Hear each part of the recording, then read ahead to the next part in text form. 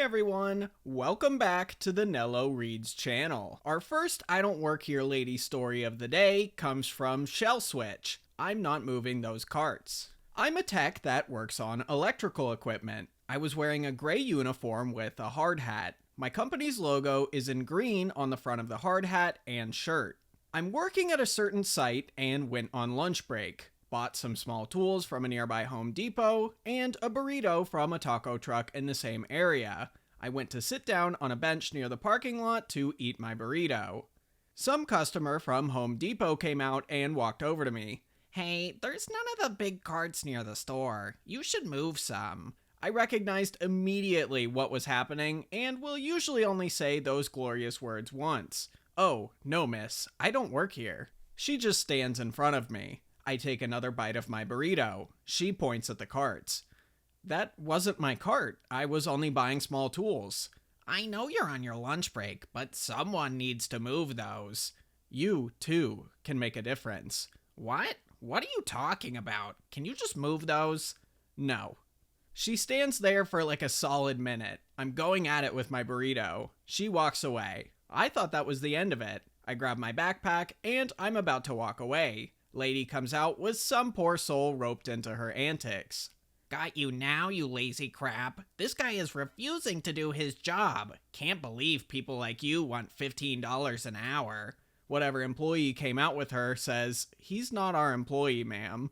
"Why didn't you say something?" I was gonna say I did, but I was already on a schedule and walking away. Not my first rodeo.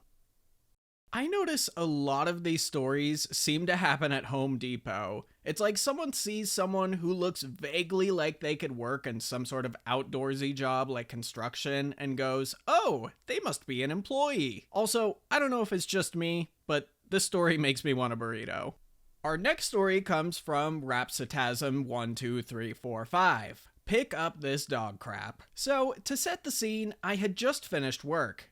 Exhaustion threatening to take hold of my body, and me fighting with every fiber of my being to stay conscious enough for the final push of making the drive home. I had just popped into the local supermarket and picked up some cereal and a trifle. I know, an odd combination, but I hope future historians will struggle to find an explanation for it. I was walking towards my car, the light at the end of the tunnel glinting hopefully and signaling an end to my 12-hour workday. I opted to cut down a quick side street since, outside of work, I'm antisocial and working in retail sucks the enthusiasm to deal with the general public. And then it happened. The Karen dragon appeared. Little did I know, with my sleep-deprived brain, that this monstrosity approaching breathed hellishly with Karen fire, but I was about to find out firsthand. I sidestepped a dog turd a particularly lazy pet owner had decided to leave, and then the two words "every brave retail knight dreads" escaped the lips of the banshee harlot that was bearing down on me now. "Excuse me." Unfortunately for me, this particular brand of crazy was unknown, even to me. "Are you going to pick up that dog crap?" she croaked in a raspy voice. I looked down at myself, at my cereal and trifle.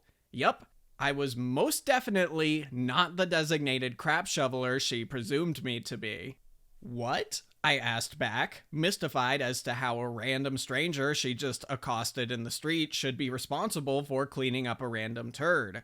"Are you going to pick up this dog crap?" she replied emphatically. Why would I? "I see. This is what my council tax goes toward? Lazy workers who don't keep the streets clean. I'm going to be reporting you."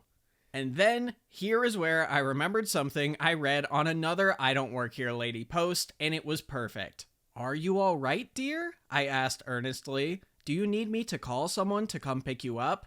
"Yes, I'm fine," the Karen replied, her face screwing up in confusion.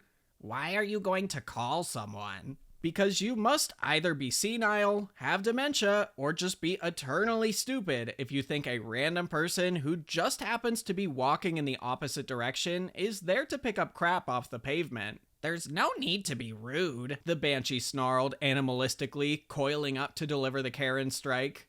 "You're right. I'm sorry. I'll just ring the care home to have someone swing by in the van and meet you." "I don't live in a care home. How dare you be rude to me?" It was at this point I just stepped around her and continued walking. The tirade ceased momentarily as she stared at my back in awed confusion. Apparently, this Karen was not used to being ignored, and not having instant vindication for her Karening short-circuited her brain. The hamster in her head had apparently shrugged and decided to bail, leaving her proverbial hamster wheel spin idly. She flapped her mouth open and shut as I threw her a cheeky wave and went on my way. So that was my harrowing ordeal, my Karen in the wild. Probably not the most scintillating tale, but one that still brings a smile to my face.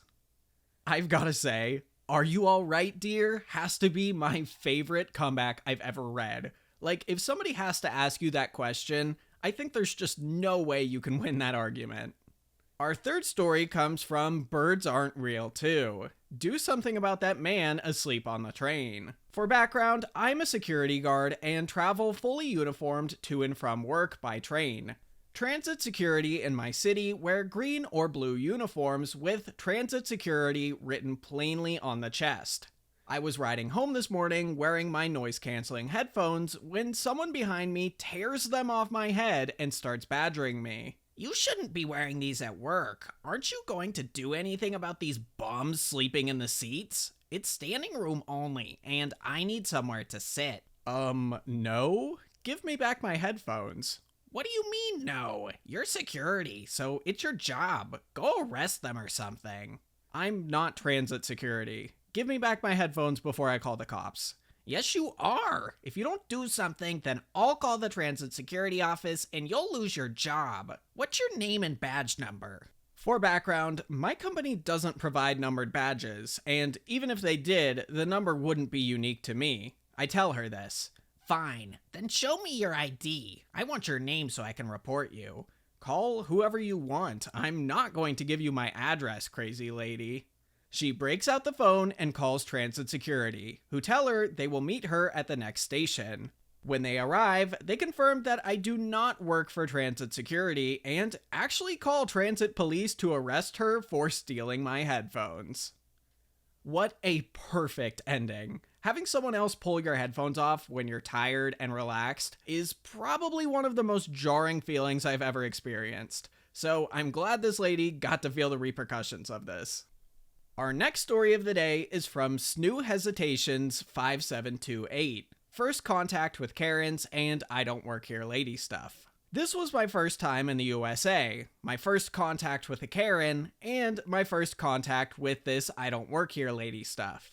I'm a 30-year-old guy traveling with my family to Miami. There was a nice mall in front of our hotel, which I believe I can't say the name, but since it's a very famous shopping mall with a marine mammal in its name, let's call it Whale Shopping.